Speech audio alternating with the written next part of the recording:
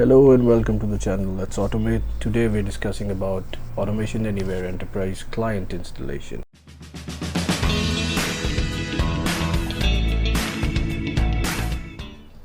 To download and install the latest version of Automation Anywhere Enterprise Client and Control Room, you would need to log into the download section of Automation Anywhere A-People community. I'll put this link in the description below. Once you click on downloads, you'll see these available options for download. We will select the latest one, which is Enterprise 11.3.4. You can download the setup from here. I already have downloaded the client and control room setup and extracted them in a folder. In this video, I will walk you through the installation of Automation Anywhere client. We already have a video created for installation and setup of control room version 11.3.4, so do check out that video. The link would be in the description. To install Automation Anywhere client 11.3.4, you will right click, either run as administrator or just click open, where you would see an option to hit yes on the user access control. There we go. Just click yes.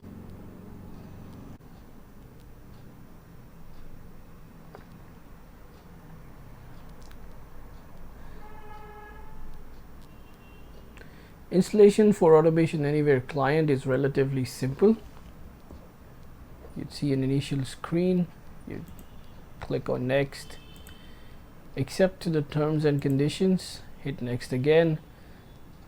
You can change the destination folder for installation, but we'll leave it the default.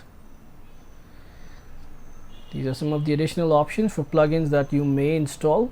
We already have everything checked by default. You have an option to install Java plugin if you'd like.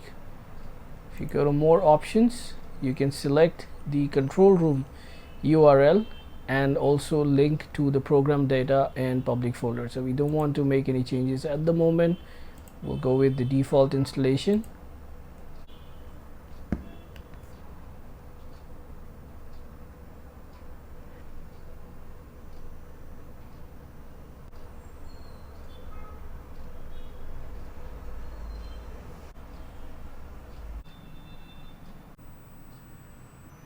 And that's it. The installation is complete.